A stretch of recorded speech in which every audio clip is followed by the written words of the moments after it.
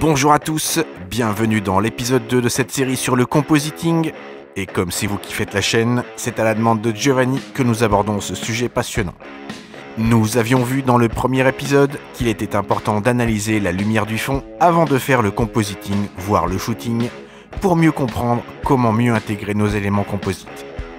Je vous invite à regarder ce premier épisode si vous ne l'avez pas déjà fait, et je vous invite également à regarder une des vidéos sur l'usage des courbes, car nous allons y faire largement appel aujourd'hui. Et si vous connaissez mal cet outil, regardez au moins celle avec les 4 trucs à connaître avec les courbes. Aujourd'hui, je vous propose d'approfondir l'analyse de votre image avec une approche colorimétrique. Dans le monde réel, les sources lumineuses n'ont pas forcément les mêmes couleurs, les mêmes températures de couleur. Alors voici un somptueux coucher de soleil montagneux sur lequel nous allons travailler aujourd'hui. Et si l'on prend la photo d'un modèle avec un éclairage aléatoire, il y a peu de chances de faire un bon compositing. Ici par exemple, malgré le fait d'avoir fait la prise de vue en extérieur, le soleil intense devrait faire un relief assez fort sur notre modèle. Ses couleurs intenses elles aussi devraient également se voir. C'est donc un premier détail important qui ne colle pas. Les ombres, nous avions repéré une tonalité violette assez forte. Nous devrions la retrouver au moins partiellement dans notre modèle. Deuxième point de détail qui ne colle pas. Le ciel ensuite. Le ciel est la deuxième source lumineuse naturelle après le soleil bien sûr. Et c'est ce ciel qui va donner une couleur bleutée aux ombres. Où est donc ce bleu intense sur notre modèle? Troisième point qui ne colle pas. Alors, pour que notre composite fonctionne, nous allons faire une prise de vue avec une source arrière intense et colorée pour simuler le soleil.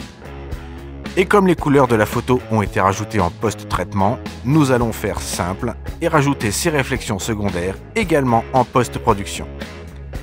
Alors c'est parti pour le plan d'éclairage. Je bascule dans mon logiciel de simulation studio, Satellite.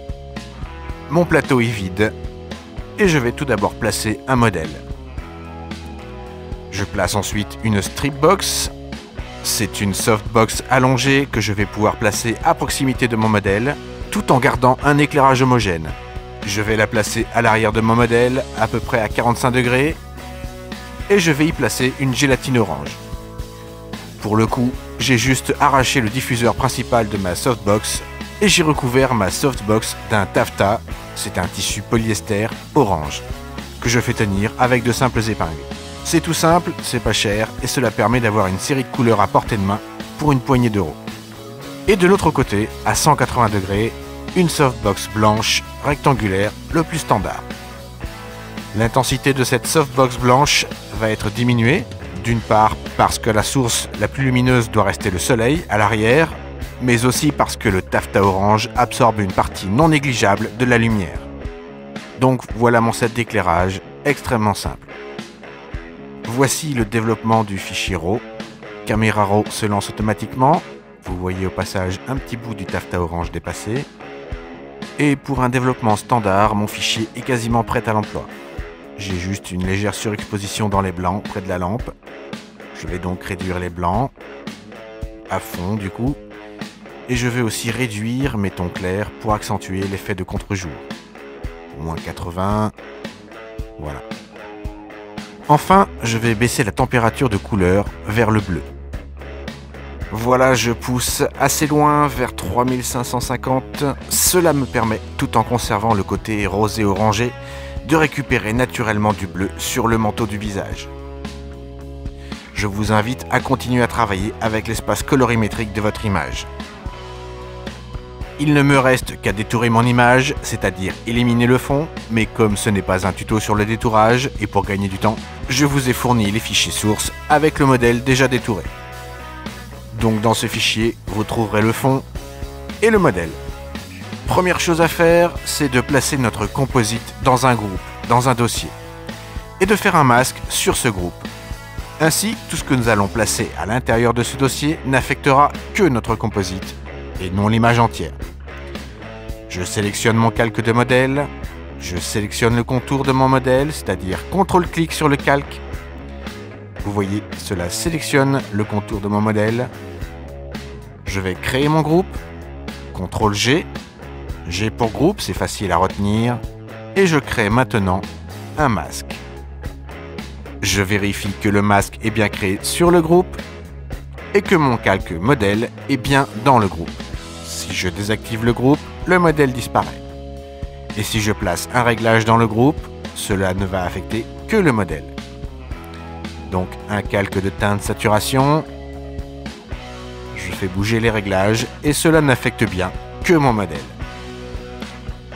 Voilà, j'efface. Je suis donc prêt à faire mes retouches sur mon composite. Premier point, un léger contraste pour booster les hautes lumières. Réglage de courbe, je l'appelle contraste.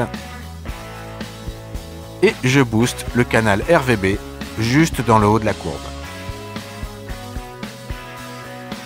Ensuite, deuxième réglage, je vais rajouter du violet dans les basses lumières. Je crée un autre calque de courbe, je l'appelle violet. Et je vais sur le canal rouge tout d'abord. Je bouge mon point noir pour augmenter les rouges. Et je place un second point ici à la pointe du carré, et ce pour limiter le traitement uniquement dans les ombres. Je vais ensuite sur le canal vert, j'enlève du vert, donc je vais rajouter son contraire, le magenta. Je bouge mon point noir et je place, comme tout à l'heure, un second point pour verrouiller et limiter mon action. Enfin les bleus, même traitement, un poil de bleu sur le point noir et mon point de verrouillage. Je passe enfin mon calque en mode teinte. Comme vous le voyez, mes cheveux seulement sont affectés. Je récupère ainsi du violet, comme dans le bas de mon image. Maintenant, je veux accentuer le bleu pour retrouver la tonalité du ciel sur mon modèle. Tout à l'heure, sur le violet, nous avons limité la correction au premier carré. Ici, je vais travailler sur la zone du manteau. Pour savoir dans quelle zone je dois travailler, je vais prendre cet outil et je vais pointer la zone à retoucher. Je suis approximativement au centre. Je vais donc limiter mon action à ce grand carré-là. Mes courbes ne devront bouger que dans cette zone-là. Je ne toucherai donc ainsi que les tons moyens. Le canal rouge, je ne touche pas. Le vert, je veux du magenta, alors je vais pousser ma courbe de ce côté à l'opposé du vert. Mais comme tout à l'heure, en limitant par des points mon champ d'action. Et enfin le canal bleu, je vais booster le bleu. Je tire donc ma courbe de ce côté, mais je le limite à ce grand carré double. 2 points de blocage. Et voilà. Un avant-après. Et comme je trouve qu'il manque un poil de jaune sur le reflet du manteau, je rajoute un dernier réglage de courbe. Je vais l'appeler jaune. Je vais aller sur mon canal bleu. Et je vais booster le jaune en tirant la courbe de ce côté. C'est très ténu, très subtil, mais comme vous voyez, l'effet est cependant présent. Donc j'ai bien au final mon soleil qui se reflète sur le manteau, du rose qui se reflète aussi, le violet.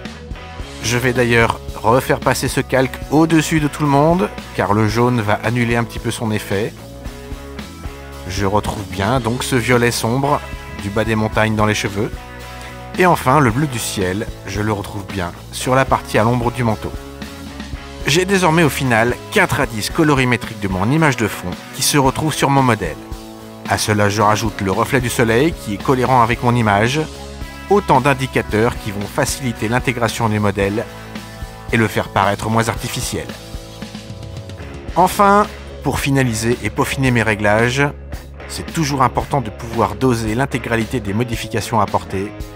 Je vais sélectionner mes calques et les mettre dans un dossier. Shift-clic sur chaque calque et comme tout à l'heure, CTRL-G pour créer un groupe. Je renomme ce nouveau dossier Réglages et je peux maintenant ajuster l'intensité de mes retouches couleurs en faisant varier l'opacité de ce calque. Regardez, voilà, je pense qu'autour de 80%, cela me paraît plus homogène. Un avant-après.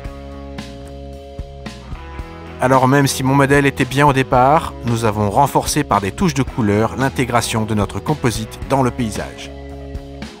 Donc voilà, ce tutoriel est terminé. Il y a énormément d'informations à digérer dans ce tuto. N'hésitez pas à télécharger les fichiers d'exemple pour vous entraîner. Vous trouverez le fichier PSD sans réglage, mais aussi le modèle final, si vous voulez décortiquer calque par calque l'effet de chaque réglage. Et comme d'habitude, c'est vous qui faites la chaîne, laissez-moi un commentaire sur vos besoins ou vos questions, et c'est ça qui va construire la suite de la série. Si vous êtes coincé sur un projet de compositing, envoyez-moi vos fichiers à l'adresse vince@photolearn.fr. Nous pourrons l'analyser en direct, en vidéo si vous le souhaitez. Et n'oubliez pas de vous abonner pour ne pas rater la suite de cette série. À vos appareils, à vos souris et surtout bon Photoshop.